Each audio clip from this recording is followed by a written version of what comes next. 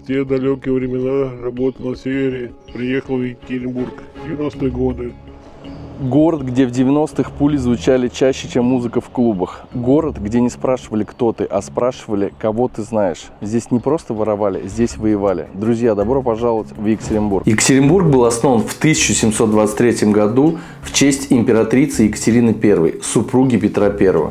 Это историческое имя. В 1924 году город был переименован в Свердловск в честь Якова Свердлова, большевика, одного из организаторов Красного террора. Это было типично для советской эпохи – переименование городов в честь партийных деятелей. 23 сентября 1991 года Свердловску было возвращено историческое название Екатеринбург. Откуда пошло название Йобург? Это уличное, неофициальное прозвище Екатеринбурга. Вообще есть несколько версий происхождения Йобурга.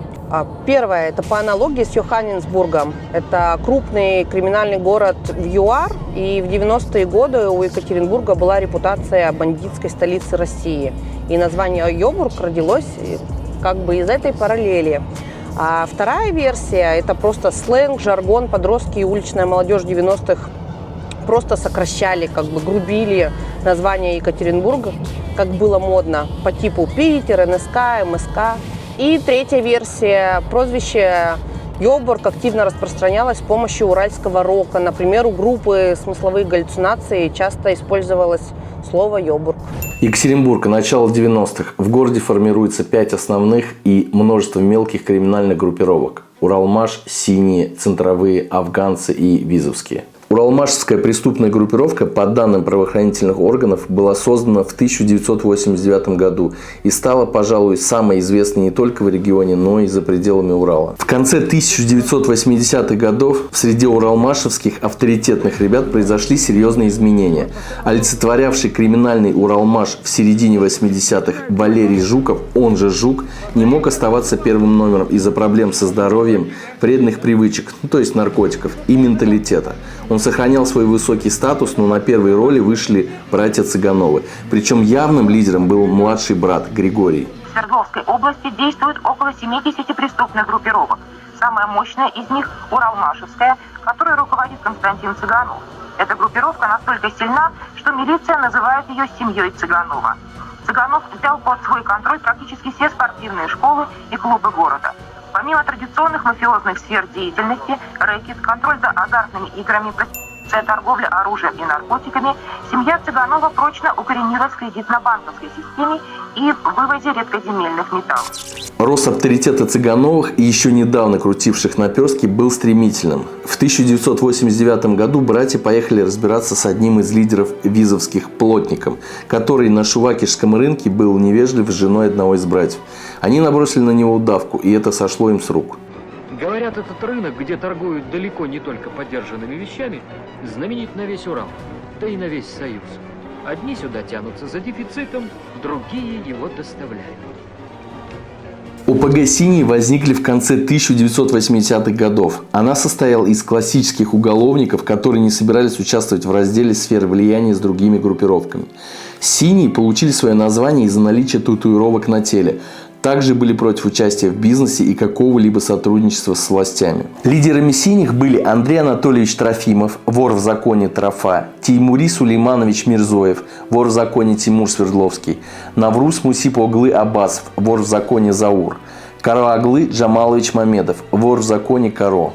Из этих 3 ОПГ «Синие» были наиболее криминальным сообществом. Они совершали преступления в основном общеуголовной направленности. Однако со временем «Синие» стали все более активно участвовать в экономической деятельности. «Синие» занимались организацией мошенничеств, незаконным оборотом спирта, изготовлением и реализацией фальсифицированных спиртных напитков, реализацией похищенного автотранспорта и иного имущества. Группировка контролировала некоторые вещевые рынки, ряд коммерческих структур, получала доход от оборота спиртного, наркотиков, другой нелегальной деятельности. Территориальная зона влияния «Синих» не была локализована. Они действовали практически во всех районах области, в основном на окраинах городов и поселков Свердловской области. Из крупных городов наиболее активно «Синие» действовали в Нижнем Тагиле и городах, где расположены ИТУ, на обстановку в которых воры в законе традиционно оказывают влияние. При этом использовались коррумпированные связи в органах власти и управления, правоохранительных органах, учреждениях ГУИН, МЮ, России. Лидером визовских до 1992 года был Валерий Черепанов, он же Череп. Под его управлением банда считалась самой серьезной криминальной силой в городе. Доход ей приносили наперсточники, игравшие в самых денежных местах города. В ближайший круг Черепанова входили Александр Беляев, он же Беляй, Владимир Шикунов, он же Самосвал, и Валерий Плотников, он же Плотник. Беляй и Плотник обеспечили силовую поддержку, а Самосвал был мозгом банды и отвечал за связь с другими авторитетами.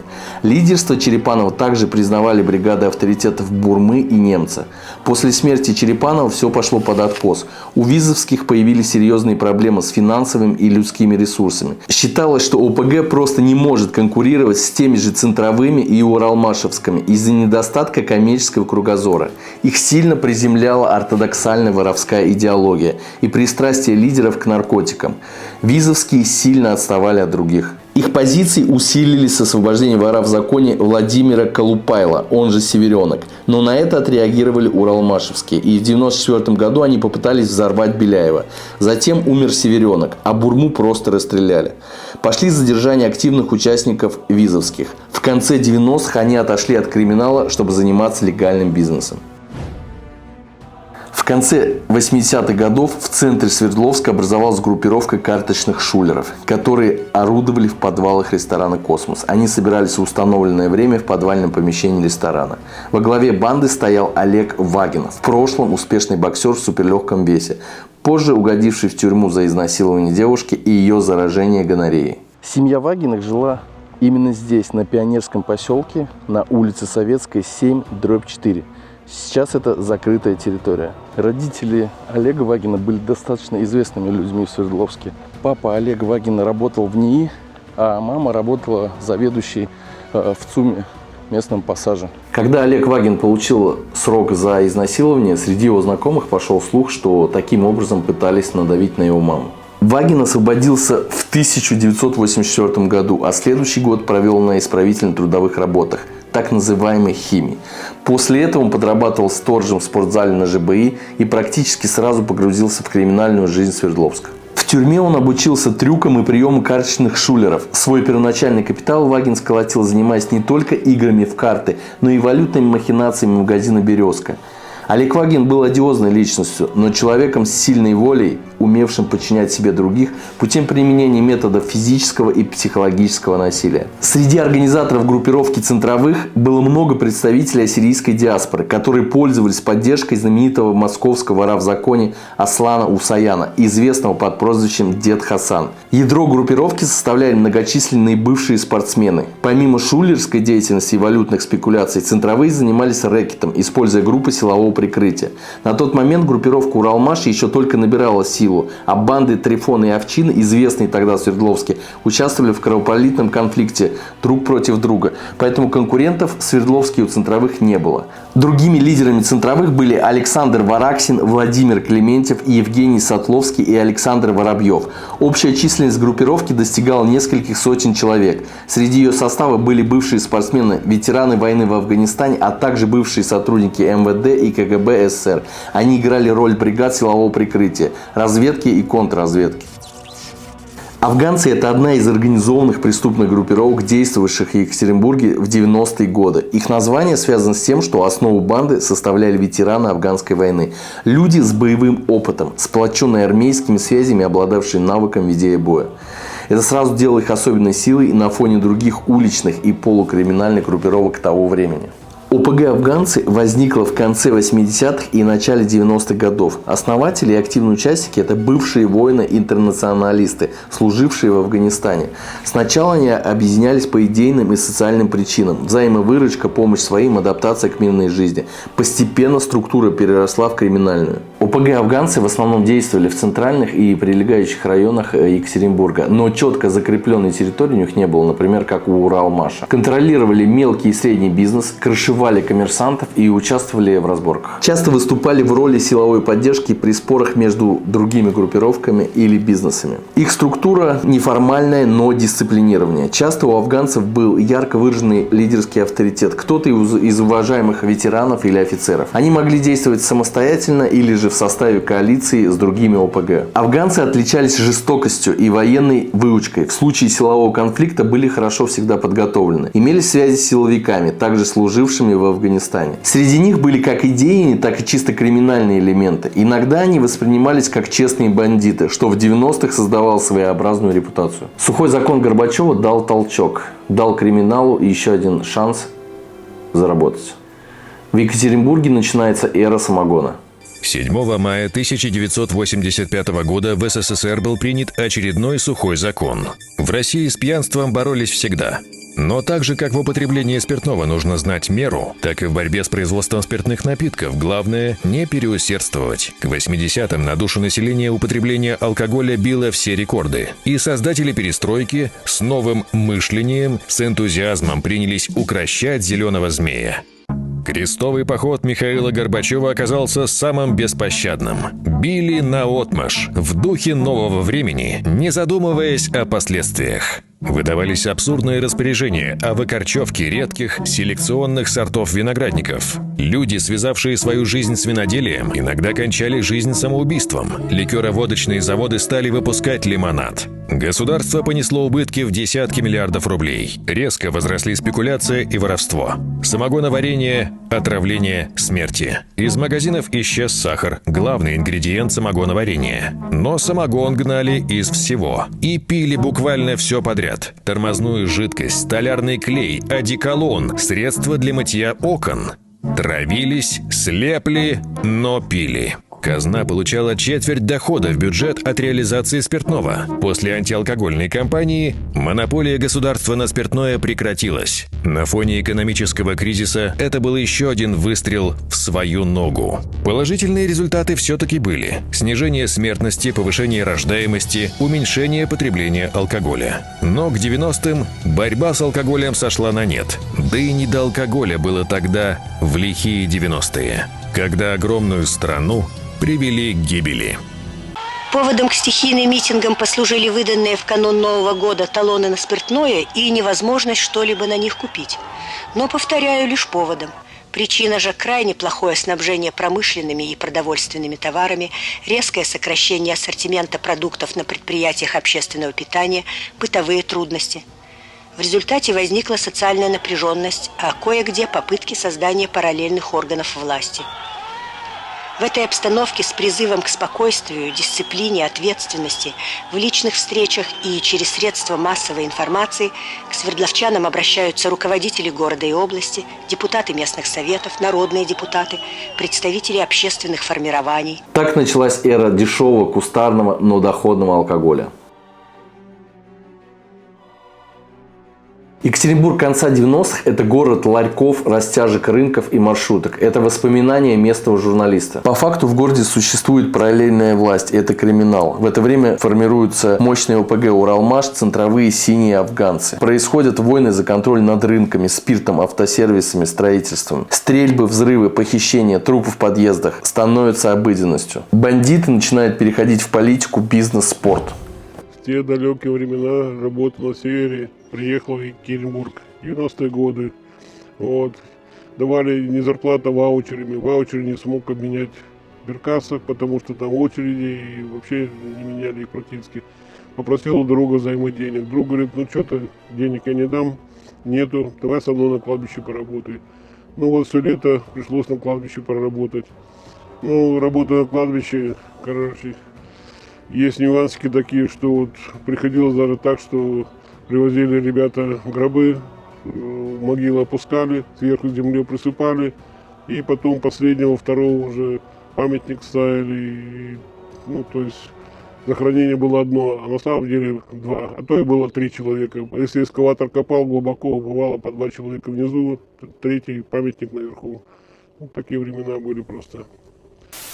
В эти же 90-е годы, конечно, было очень трудно и для молодежи. Например, не дай бог, у тебя девушка проживает, грубо говоря, в районе Уралмаша, где функционировала уралмашевская группировка, а ты, ну, утрируем немножко, на территории живешь центровых И если ты туда поехал и узнали, что ты не Уралмашевской, то дороги обратно и могло и не быть у тебя совсем.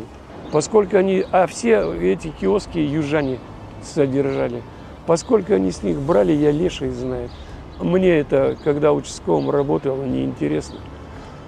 Я и не интересовался, потому что это, не моя прерогатива. Обложены были, да, не все абсолютно? Абсолютно все. Магазины, киоски, все было обложено. Про рестораны, кафе у каждого на территории было. Ночей там любые. А тот, кто не хотел облагаться? Для начала дубасили, а потом могли и кончить. Жили-то красиво. Они-то? Бабы в шубах, предки. Да. Это все соответствует, это все реальность, так и было. На улице идешь вот так вот с Иринкой или один, смотришь, фифа идет такая там Иринка, но она в мехах-то разбирается, говорит, ты знаешь, сколько стоит шуба вот сейчас на ней? Я говорю, да я откуда знаю, я даже не знаю, кошка это или кролик, не понимаю вот этим. А она скорняк, так она все понимает. Она говорит, несколько десятков миллионов. Я говорю, вот нифига себе. Где в свое время, в 90-х, был произведен уралмашевской группировкой выстрел из гранатомета по зданию областной администрации. Сейчас буквально метров 15-20, и мы подойдем к этому месту. А вот как раз, если можно назвать, вот этот широкий пилон, по нему и был произведен выстрел, где-то, я не знаю, высота какая здесь примерно, где-то третья часть. А если сверху смотреть, то закопченное было место от попадания снаряда, гранаты точнее, из гранатомета стреляли. А кто стрелял? Это уралмашевская группировка, и, насколько мне известно, Загорулько стрелял. Или его бригада, или он лично сам. Вот здесь я не знаю, врать не буду. В Екатеринбурге расцветает рок-сцена, Наутилус, Чайф, Агата Кристи. Появляются первые частные газеты, ТВ, театры и клубы, которые тоже находятся под крышей. Уличная культура в это время – это рэп, граффити, турники, пацаны во двориках. Журналисты работают как настоящие детективы, описывая реальную войну. Гостиницы, которые были под контролем КГБ, в частные отели, казино, сауны. Магазин «Березка», закрытые склады, в рынке, вещевые базары. После распада СССР завод «Уралмаш», один из крупнейших индустриальных гигантов не только Екатеринбурга, но и всей страны, прошел путь от символа советской промышленной мощи до объекта приватизации, банкротств, слияний и деградаций. Его судьба – типичный пример того, как рушилась индустриальная база России в 90-е. Что такое «Уралмаш» до 91 года? Это один из флагманов тяжелого машиностроения СССР. Производил оборудование для металлургии, горной промышленности, буровые установки, шахтные экскаваторы, военную технику, в том числе танки и артиллерия. Завод обеспечивал десятками тысяч рабочих мест, имел собственную инфраструктуру, дома, поликлиники, школы и даже кинотеатры. Что стало после 91 года? Происходит падение заказов. Государственные заказы почти исчезли. Зарубежные рынки потеряны. Предприятие оказалось в финансовой яме, неконкурентоспособным на открытом рынке. Массовые увольнения и задержки зарплаты. Люди выходили на митинги, писали письма президенту, но безрезультатно. Начинаются захваты заводских складов, самовольные разборки на металлолом. В начале 90-х Уралмаш был приватизирован через ваучеры, серые схемы и эффективные акционеры. Разные части предприятия начинают отделяться. Жилье в муниципальную собственность, соцобъекты в упадок.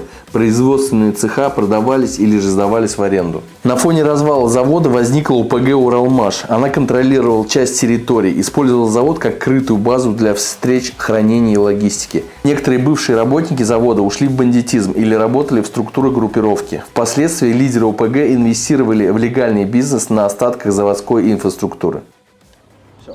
90-е годы для города в целом и для нас, сотрудников, был очень тяжелый период.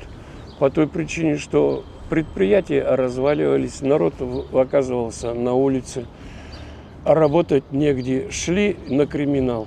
Зачастую, вот, допустим, взять завод ВИС, как только какая-то кража металла происходила, а зачастую там воровали провода, а они медные, высоковольтные.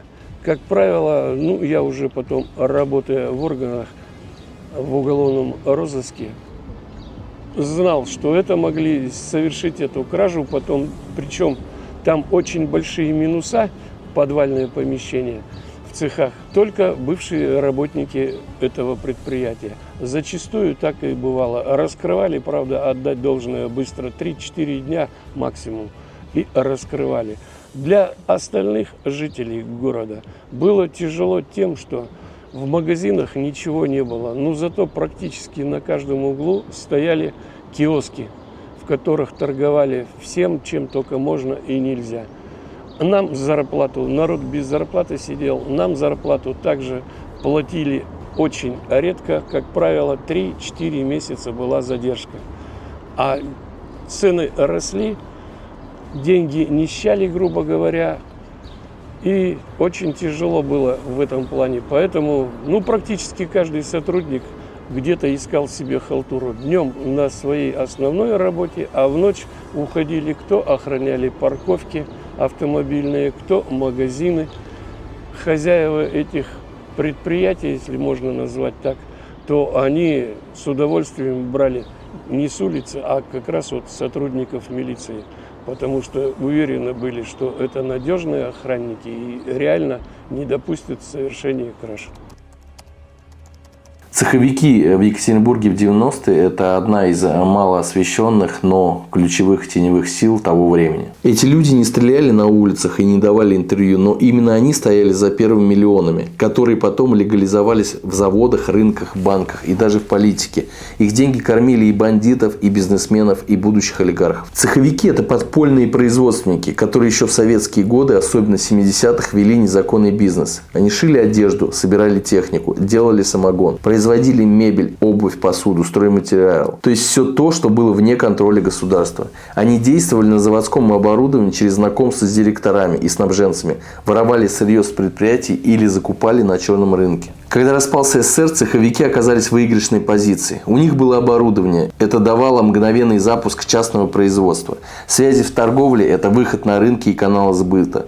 Было много налички, отсюда появлялась возможность кормить рэкет и милицию. Также не было страха уголовки, так как теперь это называлось малый бизнес. Так как в Екатеринбурге было много оборонки, машиностроения и станкостроения, цеховики имели доступ к уникальным инструментам, прессам и сплавам. Цеховики в 90-х выступали теневыми партнерами бандитов. Именно их дети в 2000-х годах стали владельцами ювелирных магазинов, кафе, автосалонов. В отличие от многих бандитов, они пережили 90-е годы, обошли тюрьму и стали респектабельными. Для граждан, простых жителей Екатеринбурга, было еще опасно тем, что была большая волна квартирных краж. Кражи, как правило, совершались как в дневное время, так и в ночное время. Независимо, есть хозяева в квартире, нет хозяев в квартире. Все равно кражи совершались. Поэтому народ всегда сидел, как правило, дома и ни на какие звонки в квартиру не отвечал, ни на телефонные. То есть тяжело было народу. Преступность шагала во всю ширину своих ног. На ваш взгляд, какая самая жестокая группировка была? Исходя из того, что творилось в городе, конечно, это уралмашевские были. Это лично мое мнение. По всем тем преступлениям, которые они совершали. Они же пытались под себя забрать весь город. Но центровые с Вагином, они, естественно, хотели свое иметь, свои территории. Афганцы – свои территории. Там еще синие, но они недолго просуществовали. Их раздробили потом потихоньку со всех сторон. И они ушли как-то с горизонта, или за горизонт, правильнее сказать. А были такие случаи, что члены ОПГ угрожали сотрудникам МВД или нападали?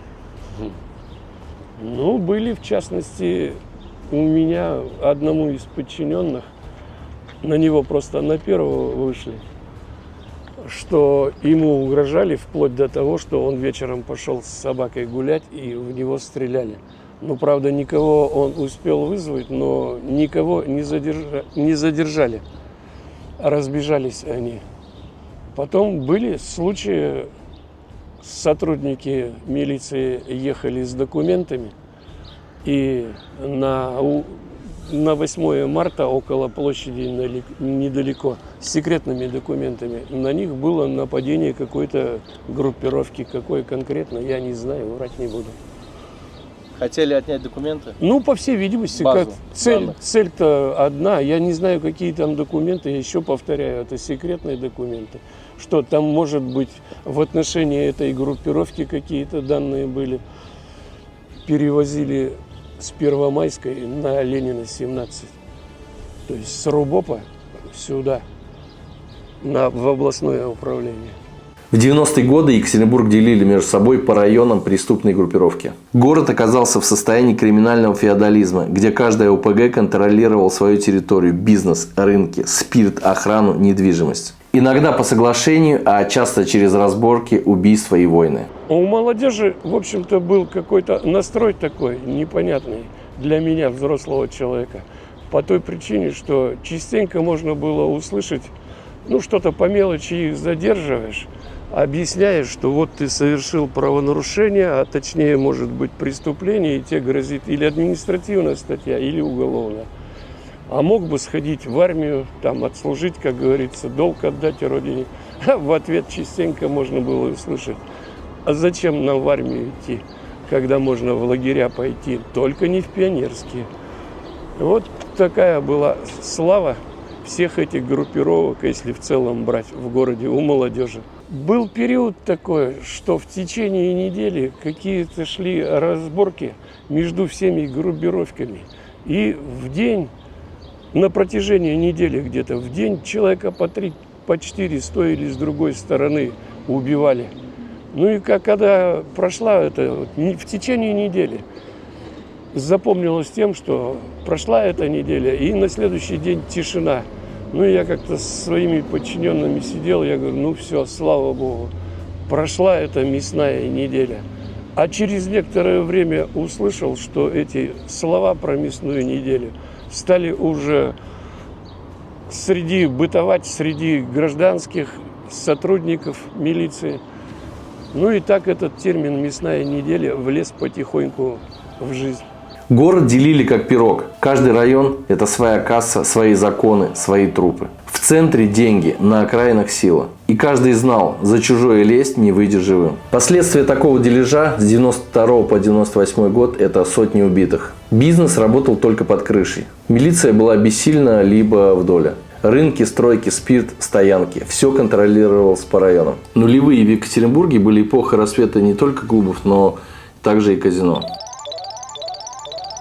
22 декабря 1991 года, за 3 дня до окончательного распада СССР, открывается первое казино в Екатеринбурге «Катариненбург» в здании киноконцертного комплекса «Космос» на проспекте Ленина. Юрлицо закрыто акционерное общество «Бизнес-клуб Глобус». Контроль над проектом имела ОПГ «Центровые», в первую очередь ее лидер Олег Вагин. Через фирму «Глобус» казино было легализовано, но реально являлось финансовой прачечной и переговорной площадкой центровых. Бизнес-клуб «Глобус» был зарегистрирован как частное предприятие бывшего сотрудника городского управления культуры Александра Пригоды. Основные доли в казино Катариненбург имели лидеры центровых, но Пригода не был простым номиналом. Он был идеологом проекта и непосредственно занимался открытием казино. Эта работа требовала очень серьезных связей в органах власти. Пригода ездил в США договариваться о партнерстве, перенимал опыт по работе казино. Директором казино стал племянник Пригоды, выходец из комсомола Александр Леонтьев. Говорят, в первое казино Екатеринбурга частенько заходили гастролирующие знаменитости: Лев Лещенко, Владимир Винокур, Александр Панкратов-Черный и один из самых известных лудоманов страны – актер Александр Абдулов. Это был Лас-Вегас на уральский лад. Свет, бархат, фишки, костюмы. Но только в подвале могли решить, кому жить, а кому закопать, из воспоминаний бывшего охранника. В казино – это место, где можно было решить спорные проблемы и вопросы. 23 июня 1992 года почти 700 афганцев захватили 400 квартир по улице Таганская, 55-57 в 9-этажных домах. Что это было и почему они пошли на такой отчаянный шаг? Администрация Свердловска, ныне Екатеринбург, обещала передать квартиры в 9-этажные дома воинам-интернационалистам, участвовавшим в конфликте в Афганистане. Они стояли в очередь на это самое жилье. Власти города свято заверили, что и после объединения очередей все ветераны будут получать долгожданное жилье. Пусть позже, но получат. Вдруг у ветеранов появилась информация, что квартиры выставлены на продажу. Тогда они решили действовать. Тогда-то Свердловский союз ветеранов во главе с Владимиром Лебедевым, который был прирожденным лидером, сколотившим вокруг себя много воинов-афганцев, решил действовать. Организация бросила клич и нашла 700 обманутых воинов-интернационалистов. Был разработан четкий план по штурму и удержанию обещанных афганцам высоток. В советское время воины стояли в льготных очередях на получение муниципального жилья. После распада СССР власти Екатеринбурга неожиданно для всех решили объединить очередь ветеранов Великой Отечественной войны, малоимущих и афганцев. Афганцы были, так сказать, не робкого десятка и были готовы ко всему. На случай проникновения ОМОНа захваченные дома были предварительно обнесены колючей проволокой. Между строениями располагалось 2 блокпоста. Захват незаселенных девятиэтажек был быстрым, а вот оборона продолжалась на протяжении 1,5 месяцев. Афганцы во главе с Лебедем были настроены решительно. На КПП для поддержания связи с внешним миром имелись телефонные аппараты и военно-полевые кабели. Даже противогазы на случай газовой атаки у афганцев имелись. Уже на следующий день к домам пришли переговорщики. По словам афганцев, среди них были представители городской администрации и начальник городского УВД Владимир Воротников. Они потребовали от афганцев покинуть занятые квартиры, но те отказались. Затем по просьбе городской администрации на Таганскую из Москвы приехал герой Советского Союза Руслан Аушев. Но договориться с афганцами у него также не получилось.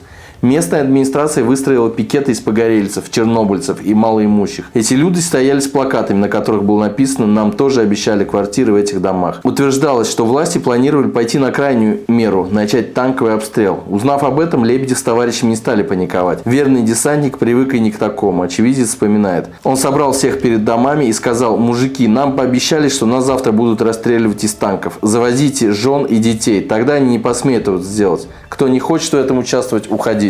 Тогда из 700 человек удерживаемые дома покинули только 5. Жены и дети оставшихся афганцев прибыли в новые квартиры. Электричества в домах не было. Ветераны и их семьи готовили еду на кострах возле дома. К тому же к ним периодически приходили какие-то люди, уверяя, что и они должны получить квартиры на Таганской, и пытаясь уговорить захватчиков съехать, давя на жалость. В конце концов, мэрия официально признала поражение. Осадное положение продолжалось 1,5 месяца. Затем мэрия постепенно все-таки начала признавать притязания жителей Таганской на квартиры. Уже в течение следующих 1,5 лет город обеспечил большую часть нуждающихся воинов-интернационалистов квартирами. В течение 1,5 лет для борющихся за свои правила были построены дома в Ботаническом микрорайоне Екатеринбурга. У Владимира Лебедева после этого инцидента начались проблемы. Сначала по решению суда заморозили счета Союза афганцев, а 10 февраля 1993 года Владимира Лебедева задержали на рабочем месте. Его арестовали по подозрению в нескольких серьезных преступлениях. Но, как утверждают его бывшие соратники, дела были сфабрикованы. Лебедев отбыл наказание в 3,5 года, однако все же его жизнь закончилась трагически. И в августе 1998 года неизвестный подкараулил бывшего руководителя Союза ветеранов Афганистана в парке и выпустил в него 3 пули. Память о событиях 1992 года увековечена на мемориальной табличке в доме номер 57. Таганская 55.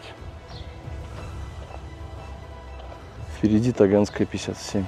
Дома афганцев. Но также ходят слухи, что пришел туда Вагин и попросил Лебедева свалить оттуда со своими ребятами, что они быстро и сделали. Покинули Таганскую 55 и 57. Кировоградская 37. Именно здесь, по воспоминаниям оперативников, в цокольном этаже располагался офис или зона отдыха группы «Уралмаш». И вот позади как раз, то есть впереди меня, находились места, где стояли автоматчики и охраняли это здание. 16 июня 1991 года в этом доме был убит Григорий Цыганов, один из основателей ОПС «Уралмаш». В это здание я попасть не смог, но я зашел в соседнее здание, там обыкновенный барак. Вот где-то здесь они и стояли, если внимательно рассматривать фотографии тех лет. По одной из версий, киллер из группировки «Центровые» выстрелил в Цыганова через окно его квартиры с охотничьего ружья. Удар оказался смертельным. Пуля разорвала печень. А по другим данным, выстрел мог быть произведен снайперской винтовкой прямо через окно цокольного этажа его офиса. Несмотря на предположение следствия, убийца и заказчик не установлены. Считается, что организатором выступил лидер «Центровых» Олег Вагин. Вы видите похороны ее первого лидера. Проститься с Григорием Цыгановым пришли все, кто имел отношение к сообществу. Похороны напоминали демонстрацию. После смерти Григория на престол взошел его брат Константин. После похорон портреты убитого Григория стали символами власти, и у каждого уралмашевского офицера должен был висеть лик первого лидера. Сразу после убийства началась открытая криминальная война между Центровыми и Уралмашем. Олег Вагин в 1992 году купил себе квартиру на Жукова, 11. Это был элитный район. Там жил губернатор Эдуард Россель. Почему такое? Вот, что вы хотели этим сказать? Объяснить? Это лицо России.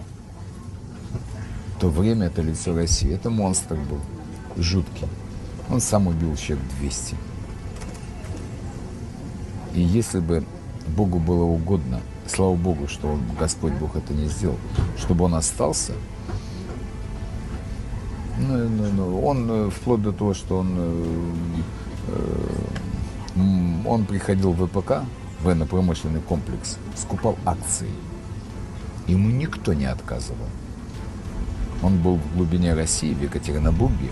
Это очень промышленный район, заводы, фабрики, военно-промышленный комплекс. И это время, 91 год. И, например, такой эпизод, чтобы вы поняли, какая мощь была у него. Было сдано здание в эксплуатацию в Екатеринбурге.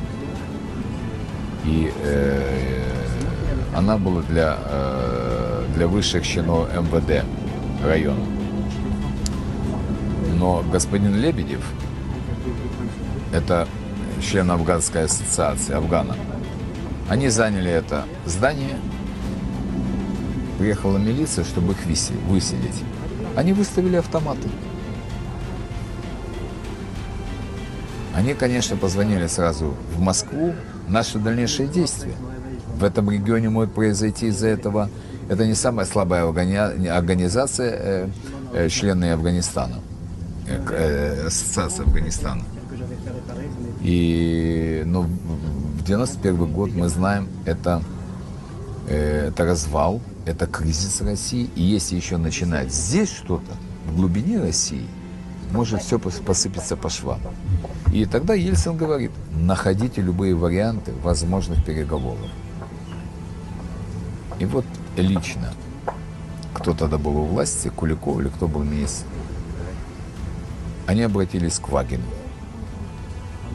Вагин, поговори с афганцами.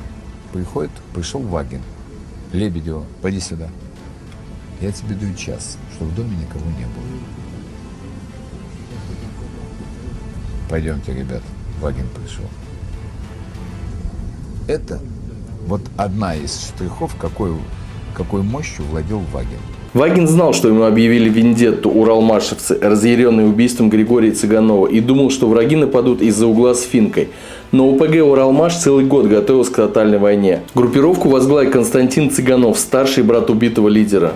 16 лет он скрывался в Болгарии, но сейчас вернулся в Россию. Организацией силовых акций занимался уголовник Сергей Курдюмов. За кражу он отсидел 12 лет и на зонах люто возненавидел всю эту синюю блатоту.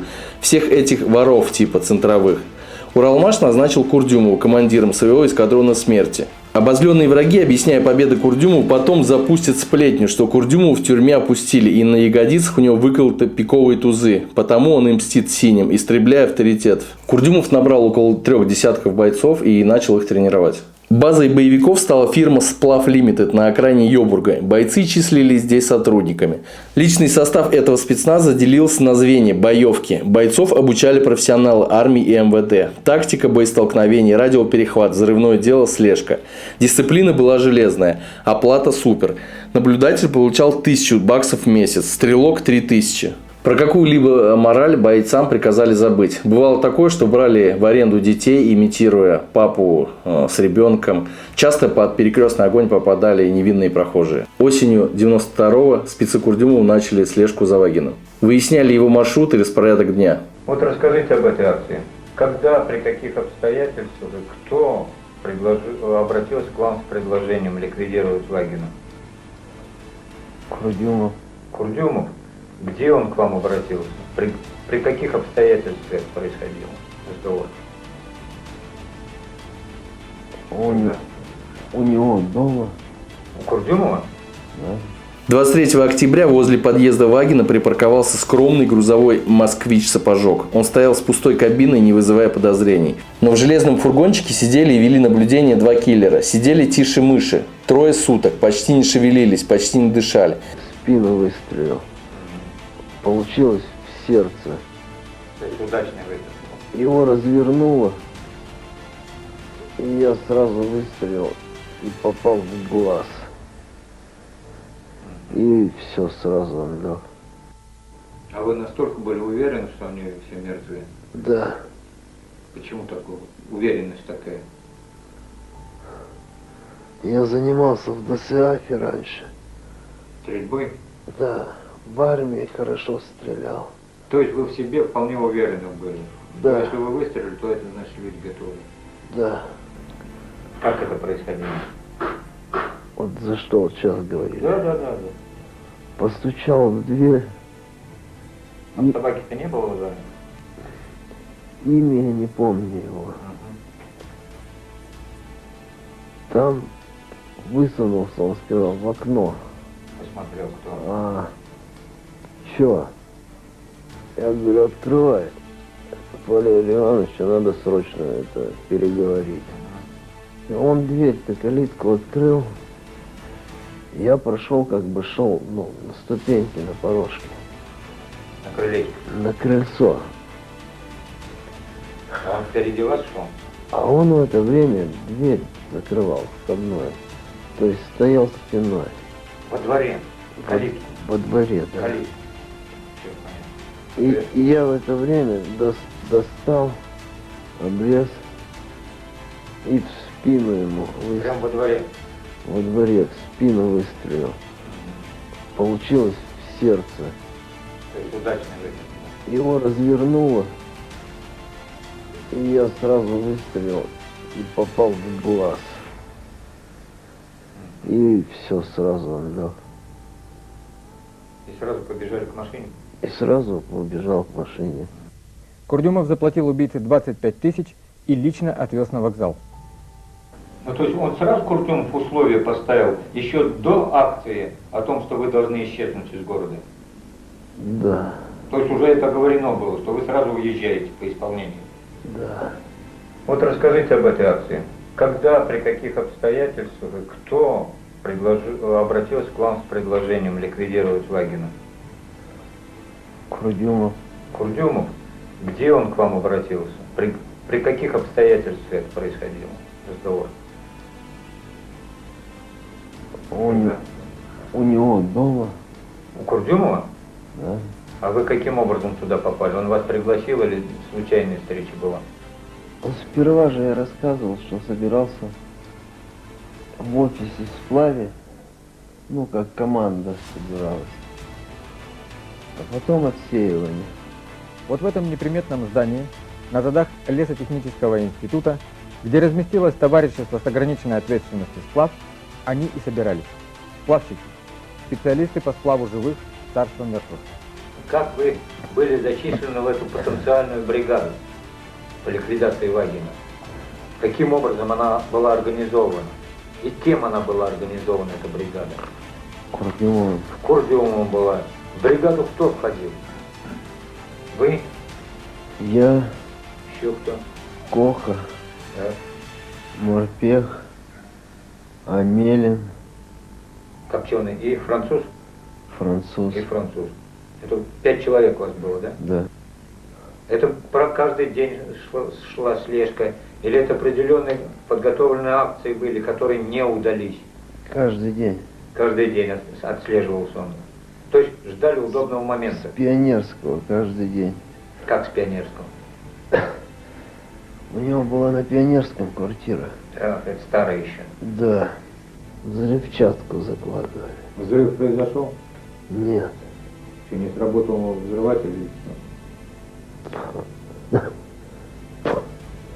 Батареи никак не могли. Садились. Батареи садились?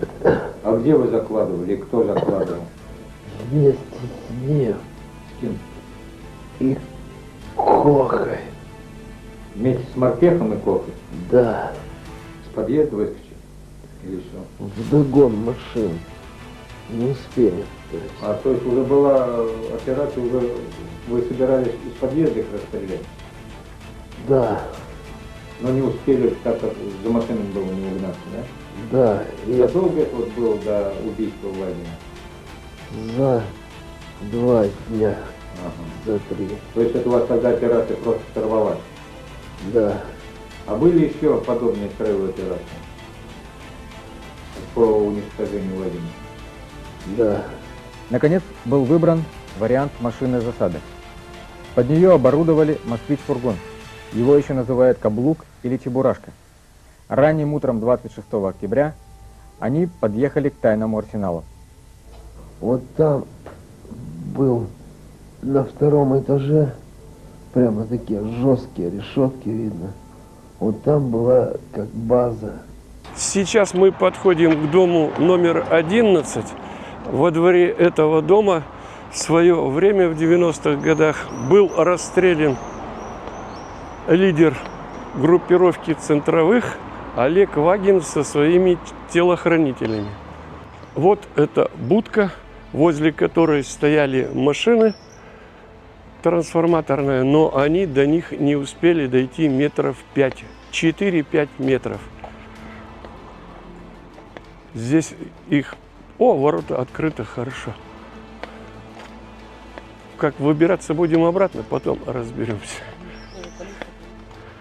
Вот как раз где конус стоит, здесь это, как говорится, место, расстреляли их. А здесь вот стояли машины «Волги» ихние.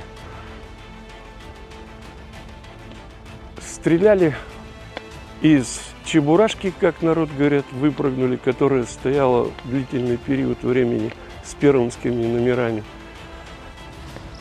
Она стояла вот здесь припаркована, была, по-моему, если память не изменяет меня, то вот чуть дальше вот дверь у подъезда открыта, которая стояла здесь.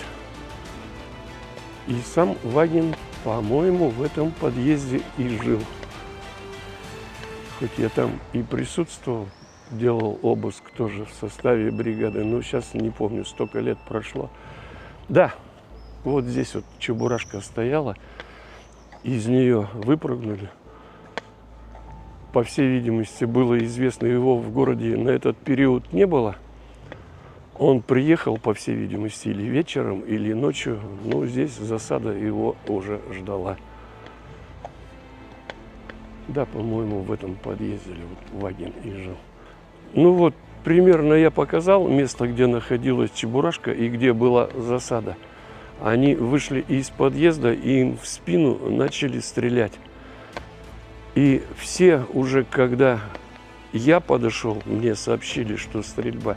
Я подошел, во дворе был смог от дыма, от автоматных патронов, примерно на уровне метр 20, не большего. А вот где стоят сейчас, конус стоит, ну, может, чуть правее метра на 1,5, на 2. Здесь лежало 4 или 5, по-моему, 4 у него, да, 4 телохранителя было. И в том числе один, причем из телохранителей, на момент, когда я подошел, он еще дергался. А эти уже все трупами лежали, потому что я подошел, у каждого потрогал пульс. Они уже все. И вот стрельба на этом месте, нет, замазали, наверное, уже. Отметки от пуль, да.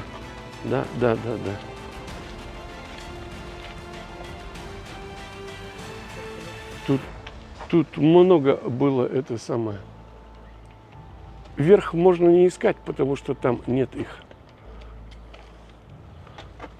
Стреляли-то где-то на уровне метра, не выше. А здесь потом вот были фотографии их все в этом углу. Вот даже гвозди остались закреплены, все погибшие. Причем вот у одной из этих «Волк», которая, как выяснились впоследствии, это им принадлежало, были настолько выстрелы мощные с близкого расстояния, что развалился даже блок у двигателя, как будто бы бритвой его вдоль разрезали.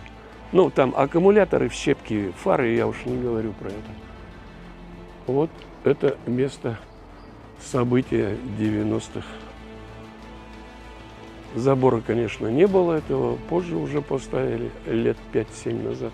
Все. Губернатор Россель на тот момент жил, он только переехал. В начале дома, это здесь конец дома идет, а там в начале, в первом подъезде. В тот момент, когда это все произошло, я шел через этот двор, в форме бегал в магазин, так как жена была в декрете, с ребенком сидела за продуктами.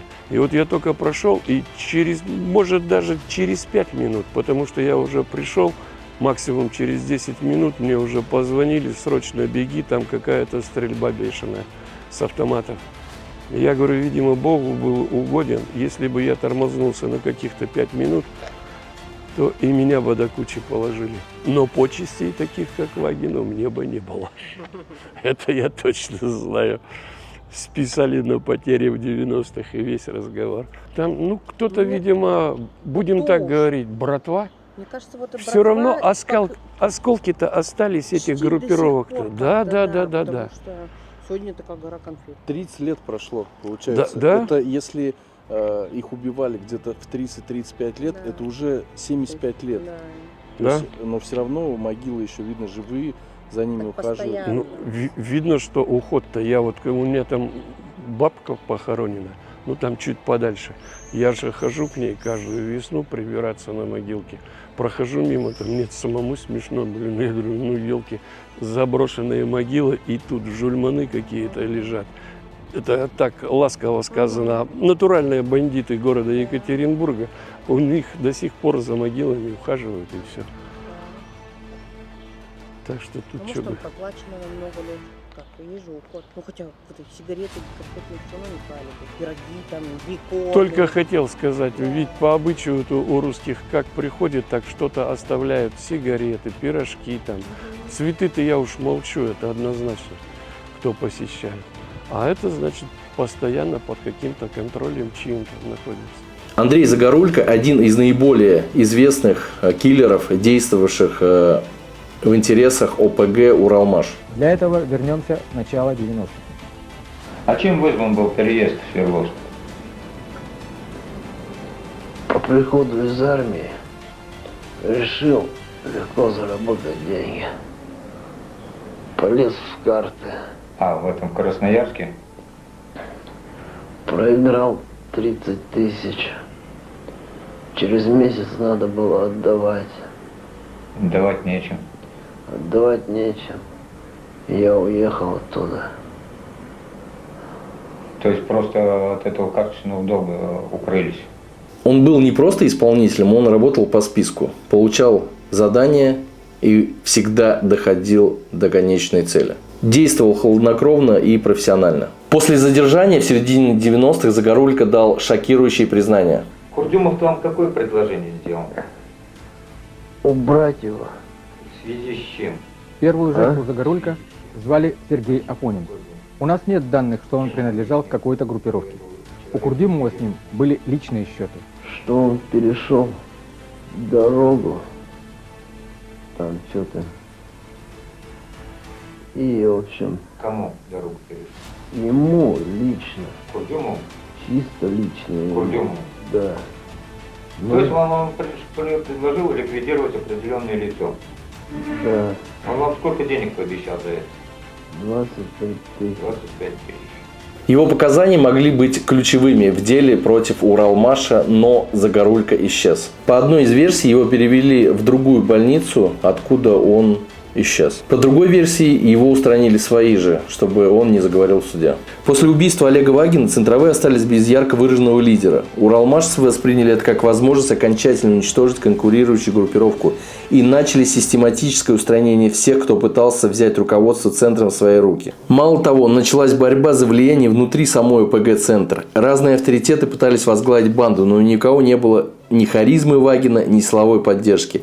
Этим и воспользовался Уралмаш. Последующие преемники Олега Вагина ненамного пережили его в период с 93 по 94 год. Прошла серия заказных убийств всех значимых фигур из его близкого окружения. 4 марта 93 года в одном из дворов жилого дома под огонь киллеров попадают Сергей Малафеев и Сергей Долгушин. В результате данного покушения Малафеев погибает в этот же вечер, а Сергея Долгушина в тяжелом состоянии возят в 24-ю городскую больницу, где проводится срочная операция, однако его состояние по-прежнему остается очень тяжелым, в связи с чем его вводят в искусственную медикаментозную кому и подключают к аппаратам жизнедеятельности. Учитывая, что Долгушин был близким в окружении Олега Вагина, правоохранительным органам он мог быть стать ценным свидетелем, в связи с чем со дня покушения палату Долгушина берут под охрану специальное подразделение милиции. Однако киллерам также удалось узнать, что Долгушин выжил. Судя по всему, это и послужило тем, что 17 марта 1993 года неизвестные проникли к станции электропитания 24-й больницы, где, отключив трансформаторную подстанцию и аварийное питание,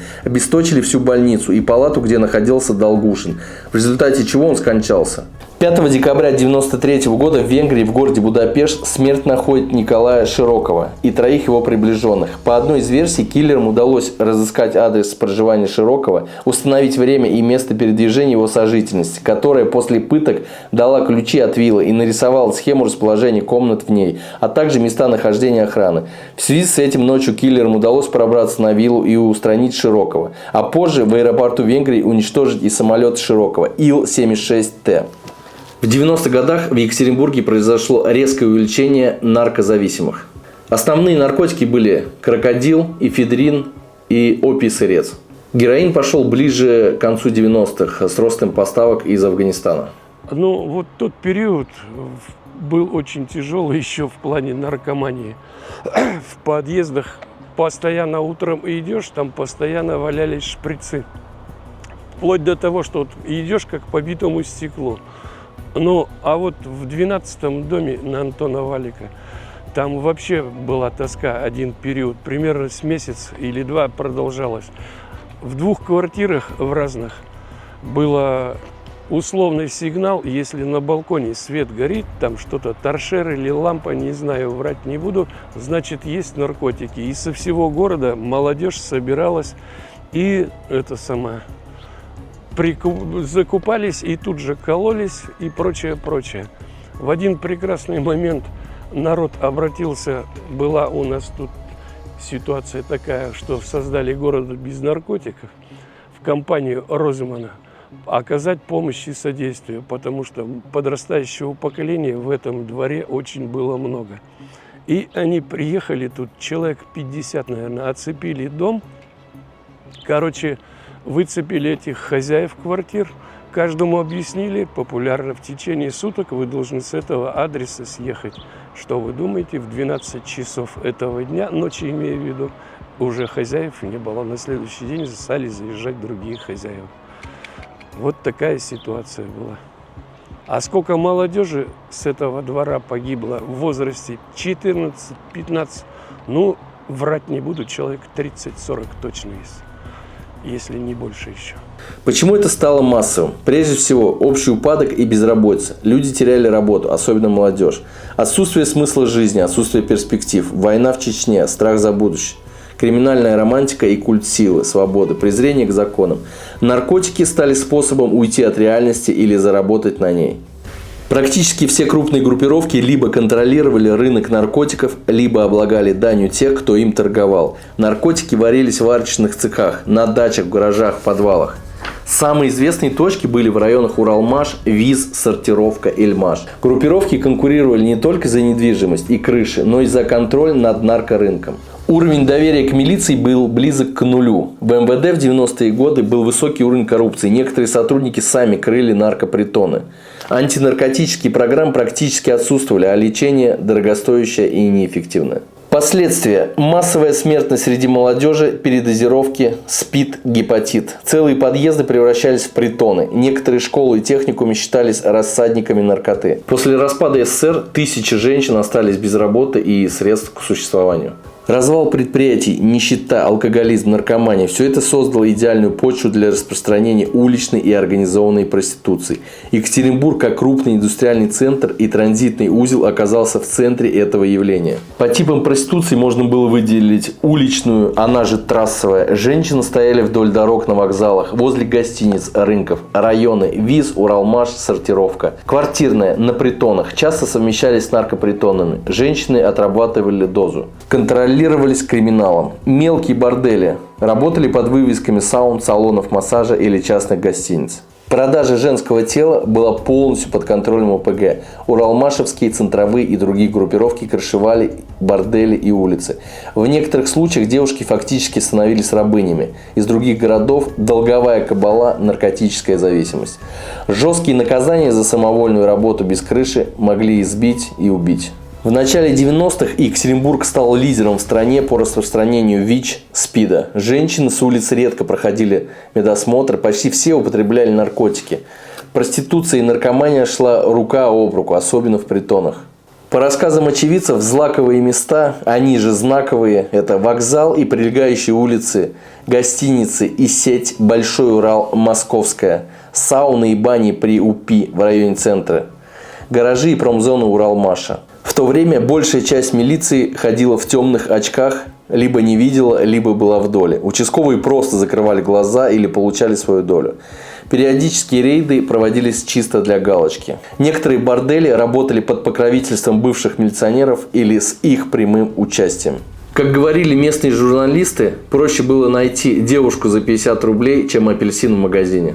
Криминальный авторитет Александр Алексеевич Хабаров был известным в городе Екатеринбурге предпринимателем. Длительное время он возглавлял в нем ОПС «Уралмаш» – Общественно-политический союз. Избирался депутатом горсовета. Это не мешало представителям правоохранительных органов говорить о нем как о криминальном авторитете. Родился Хабаров в 1957 году в городе Свердловске в семье секретаря райкома и учительницы. Будучи маленьким мальчиком в возрасте 3 лет, он вместе с семьей переехал жить в Красноуфимск. Здесь он стал серьезно заниматься спортом. В школе он был на хорошем счету. В возрасте 14 лет Александр втайне от родителей приехал в Свердловск и поступил там в спортивный интернат. Позже, став бизнесменом, он стал оказывать ему материальную помощь. В школе любимыми предметами Александра были математика и физкультура. Родители мечтали о том, чтобы он поступил в Уральский политехнический институт, но Хабаров выбрал другую для себя дорогу. Получив аттестат о среднем образовании, он решил продолжить образование, но в другом вузе. Втайне от родителей он подал документы в Свердловский государственный педагогический институт, в котором успешно сдал экзамен и был зачислен на дневное отделение. После окончания института в 1974 году Хабарова призвали в армию. Отправили его служить в ГДР, где определили в спортивную роту. Демобилизовавшись, Александр решил продолжить свое образование. Он поступил в аспирантуру и защитил кандидатскую диссертацию. Спортивное прошлое и научная степень позволили ему занять в 80-м году место директора ДЮСШ Олимпийского резерва по горнолыжному спорту и двоеборью. Под его руководством было подготовлено много известных спортсменов, включая и чемпионов мира. В 1985 году Хабаров перешел в РСО «Труд» и стал работать инструктором по спорту в Институте народного хозяйства. В 1990 году он снова меняет место своей работы, на этот раз им становится баскетбольный клуб «Уралмаш». К этому времени в стране начинается разброд и шатание. Еще в 1984 году в Орджоникидзевском районе Екатеринбурга появилась банда, ставшая впоследствии одной из самых влиятельных в городе. Организовали ее братья Григорий и Константин Цыгановы. В молодости они активно занимались боксом. В свою группировку братья решили привлекать таких же, как они, физически здоровых парней. Среди них оказался и Александр Хабаров. Братья Цыгановы познакомились с ним в конце 80-х, когда тот еще работал директором ДЮСШ. В Хабарове их привлек его интеллект и феноменальная чуйка на деньги. Александр умел находить доходные виды деятельности, на которые никто даже внимания не обращал. Сначала Цыганову позвали Александра к себе в банду простым бригадиром, а потом сделали его почти равным себе. Хабаров создал и отладил до автоматизма в группировке систему сбора денег с коммерсантов, предложив им услуги ОПГ по защите их бизнеса от наездов других группировок, тем самым продемонстрировав всем членам банды и руководству свои организаторские способности. Это придало значительный вес его авторитету. В 1991 году был застрелен Григорий Цыганов. В августе 1992 года автоматная очередь могла прервать жизнь Константину Цыганову, но ему повезло, он остался жив. Ответом на эту акцию стала ликвидация Олега Вагина. Он был расстрелян из автомата вместе со своими охранниками во дворе дома, в котором жил действующий губернатор области. Четкая организация этого покушения указала на то, что ее мозгом был Александр Хабаров. После этой операции он стал первым человеком в банде после Константина Цыганова. В 1994 году последний вынужден был эмигрировать в Турцию из-за разногласий с милицией. Руководство бандой он передал Хабарову. Возглавив ОПГ, Александр всего за 2 года сделал ее самой влиятельной не только в Екатеринбурге, но и в области. Константин Цыганов продолжал контролировать дела группировки из-за рубежа. Хабаров стал совмещать руководство бандой с занятием бизнесом и общественно-политической деятельностью. Как политик он проявился в период выборной кампании президента в 1996 году. Хабаров выступил в поддержку Ельцина. Он активно вел в Екатеринбурге и области агитацию против КПРФ. После избрания Бориса Николаевича президентом на второй срок Хабаров получил от него официальное благодарственное письмо, а губернатор области наградил его тогда именными часами. Еще при руководстве группировкой Константином Цыганом Хабаров стал казначеем банды. Он контролировал все ее доходы и расходы. С подачи Хабарова Уралмаш поддержал на выборах губернатора Свердловской области Эдуарда Росселя. В 1999 году Александр решается на серьезный шаг в своей общественно-политической жизни. Он создал ОПС «Уралмаш». В народе его организацию прозвали «Организованным преступным сообществом». После ее учреждения правоохранительные органы установили за Хабаровым пристальный контроль. В 2004 году отошедший от активных дел в банде Константин Цыганов решил забрать себе общак ОПГ и навсегда покинуть ее, оставив банду на Хабарова. Этот поступок вызвал возмущение у братвы. Они стали требовать от Хабарова разобраться с Цыгановым. Тот отказался от радикальных мер, а парням своим сказал о том, что денег они еще заработают. Многим членам бригады это не понравилось. В их глазах авторитет Хабарова упал. Вместо него у них возникло чувство недоверия к Александру. По данным различных источников, на полученные от криминальной деятельности доходы было открыто и приобретено около 600 предприятий. Объем их выручки превышал бюджет Свердловской области.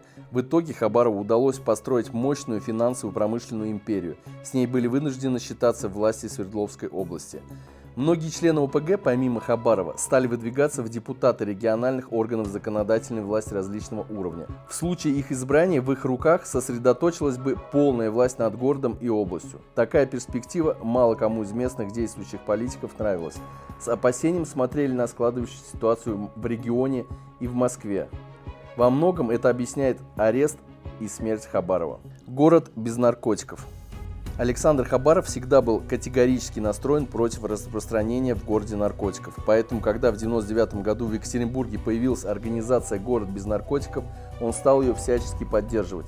Члены его группировки стали отлавливать на улицах наркоторговцев и проводили устрашающие акции. Самой крупной из них была поездка в цыганский поселок. Однажды физически крепкие братки Уралмаша приехали в район города, где компактно проживали представители цыганской диаспоры. Именно они были активными распространителями наркотиков в городе. Торговлю наркотой они вели под носом у правоохранителей почти открыто. Почти 500 братков просто демонстративно заняли все улицы цыганского поселка. Это была акция предупреждения. Она оказалась настолько эффективной, что на какое-то время цыгане приостановили свою криминальную деятельность. Ответной реакцией на это стало начало давления на ОПС «Уралмаш» и на город без наркотиков со стороны РУБОП. Такая реакция правоохранительных органов была связана с тем, что в ходе борьбы с наркоторговлей они вышли на высокопоставленных милиционеров, крышевавших этот бизнес в городе. После акции в цыганском поселке в СМИ попали снимки дружеских посиделок наркоторговцев и милиционеров. И снова ответный удар.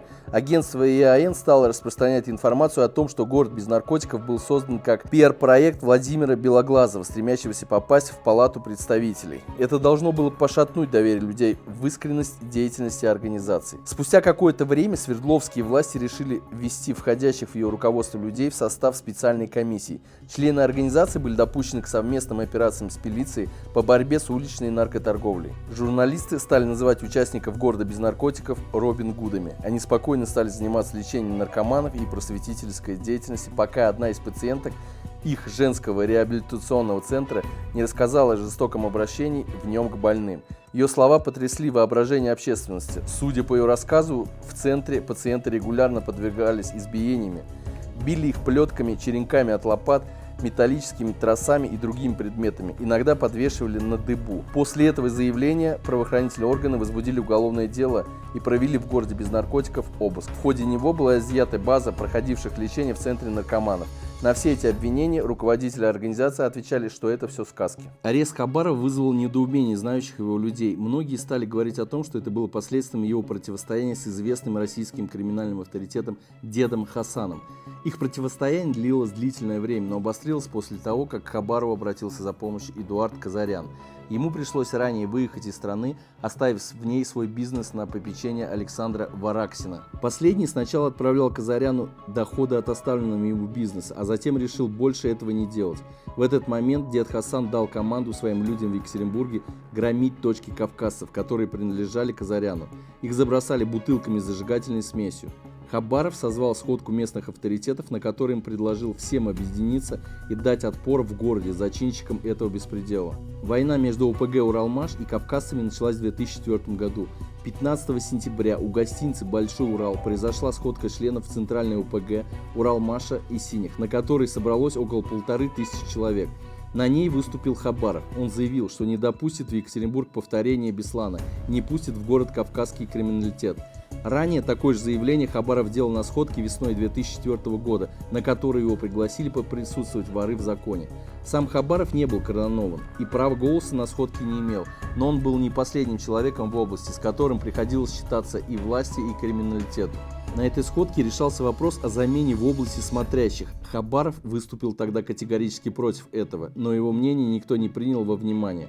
После этой сходки смотрящего славянина Трофимова заменили тогда на кавказца. После прошедшей сходки Хабаров оказался между двух огней. С одной стороны началось на него давление со стороны правоохранительных органов, с другой наседали люди деда Хасана. На легальных предприятиях Хабарова начались тотальные проверки. Рвение силовиков объяснялось тем, что Совет Федерации обратился к руководству МВД Екатеринбурга с просьбой разобраться тем, кто организовал массовую сходку возле оперного театра. Задержали Хабарова в декабре 2004 года. Арест производился в его квартире сотрудниками ГУ МВД России по Уральскому федеральному округу. Хабарову было предъявлено обвинение в принуждении к заключению сделки по статье 179 УК РФ. Речь шла о банке 24.ру. Следственные органы считали, что Хабаров силой принудил председателя совета директора банка передать 19,66% находящихся у банка акций завода «Стройпластполимер» Александру Васину. Последний был экс-лидером ОПГ «Центр». Взамен акции завода Хабаров предлагал отдать 20% пакет акций этого же банка. Обмен посчитали неравноценным.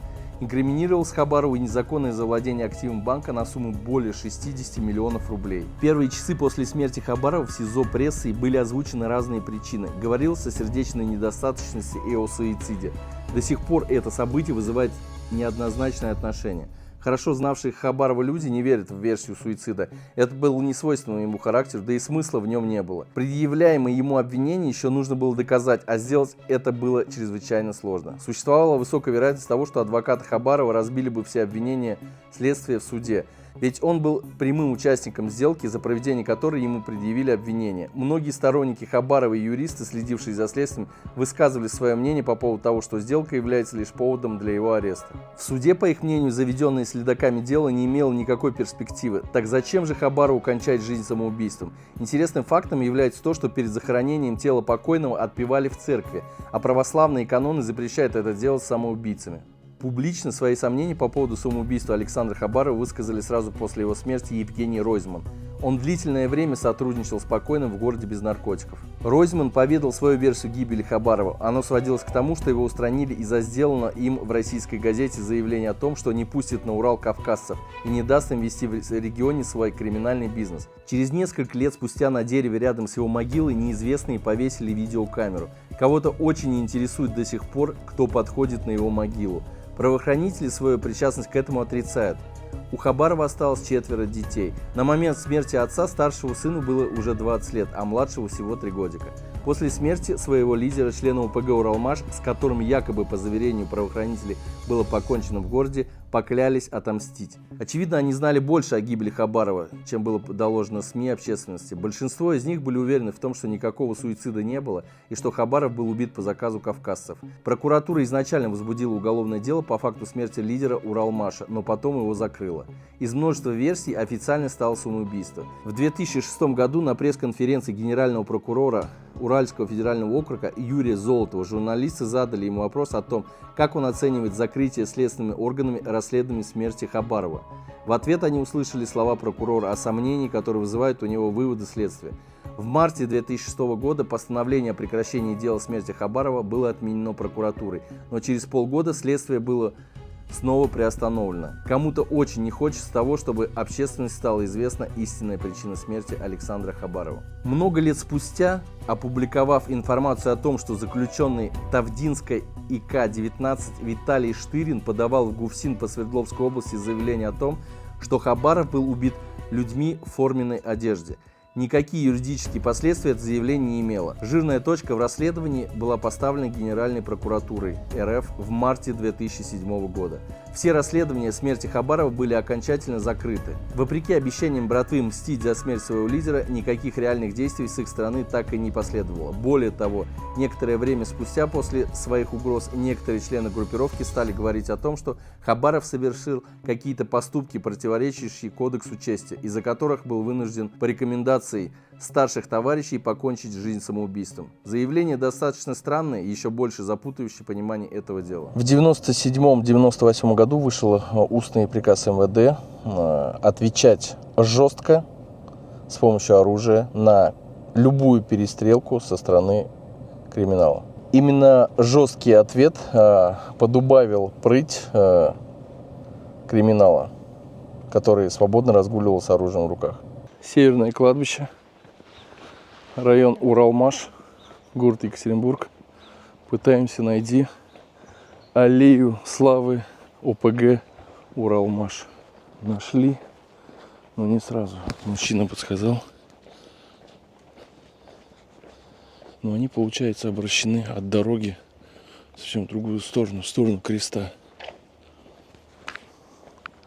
Здесь, говорят, даже камера есть. Вот она, камера. И типа охранники смотрят за этой могилой, поэтому можно снизу поснимать спокойно. Вот они, 3 бюста. У Цыганова, получается, вчера была дата, поэтому здесь цветы.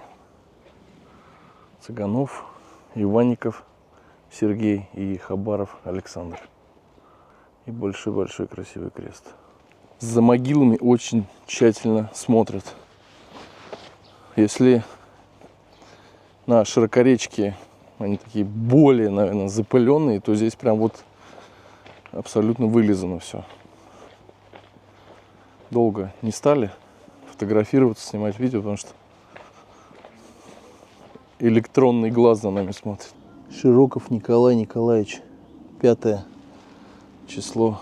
Горбунов Сергей Николай Сергеевич, тоже 5 число. И Валеев Вил Рахимьянович, тоже 5 число. В один день оборвалась жизнь. Ну, судя по могилкам, только вот это у Широкого более-менее ухоженное. Уезжаем с этого кладбища. Как заметила моя коллега, здесь аура некомфортная и не по себе здесь становится. Я не знаю почему. Поэтому быстро уходим. Здесь все как-то непонятно. То есть на уровне энергетики здесь непросто. Тяжело. Вот реально тяжело здесь. Как будто такие тяжелые судьбы. Тяжелый район. Что-то вот такое вот внутри. Тяжело объяснить это. В общем, некомфортно. Лично мне было некомфортно на северном кладбище, на кладбище Уралмаша. Именно, кстати, у могил Цыгановых. Я не знаю, у них какая-то энергетика, тяжелая энергетика. Вот на Широкореченском кладбище все как-то было легко, спокойно, а здесь прям тяжелая энергетика, хочется убежать побыстрее. Некомфортно, не понравилось мне. Здесь даже вот у населения, кому, наверное, кто старше 30, они одеваются как-то по-особенному. Ну, есть разница с другими районами Екатеринбурга. То есть у меня такое ощущение, что я попал в заводской район города Саратова в 2000-е годы.